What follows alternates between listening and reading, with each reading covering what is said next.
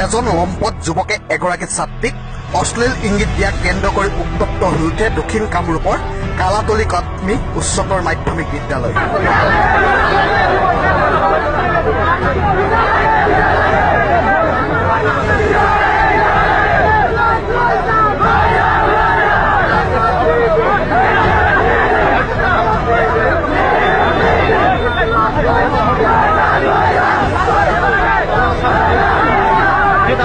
ঘটনাৰ সবিশেষ জানিব পৰা মতে বকো সমষ্টিৰ জাওকাটা অঞ্চলৰ এগৰাকী ছাত্ৰীয়ে বিদ্যালয়লৈ অহাৰ বাটত একে অঞ্চলৰে আব্দুল ৰেজাকৰ পুত্ৰ লম্পট যুৱক আমিনুল ইছলামে বাটত আগুচি ধৰি অশ্লীল ইংগিত দিয়ে।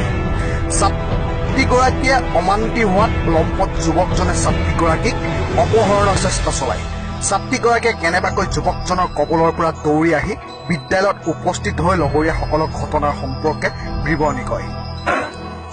বিদ্যালয়ৰ ছাত্ৰ ছাত্ৰীয়ে তাৎক্ষণিকভাৱে ঘটনাস্থলীত উপস্থিত হৈ লম্পট যুৱকজনক কৰেক্ট কৰি বিদ্যালয়লৈ আনি উত্তম মাধ্যম সুদাই সোণতলী আৰক্ষীক গতাই দিয়ে যদিও যুৱকগৰাকীক সোণতলী আৰক্ষীয়ে ৰক্ষণাবেক্ষণ দিয়াৰ অভিযোগত আৰক্ষী আৰু ছাত্ৰ ছাত্ৰীৰ মাজত তীব্ৰ বাক বিতণ্ডাৰ সৃষ্টি হয়।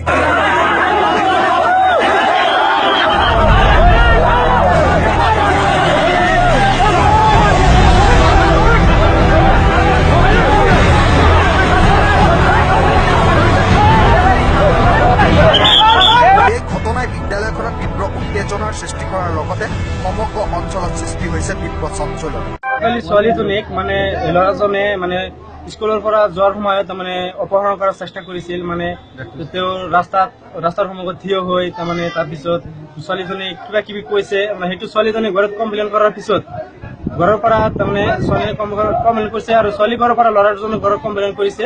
আৰু সেইটো শুনি ল'ৰাজনে আজিও ছোৱালীজনী স্কুলৰ অহাৰ সময়ত ৰাস্তাত ছোৱালীজনীক বিভিন্ন ধৰণৰ কথা কৈছে আৰু আজিও সেইটো অপহৰণ কৰাৰ চেষ্টা কৰিছে।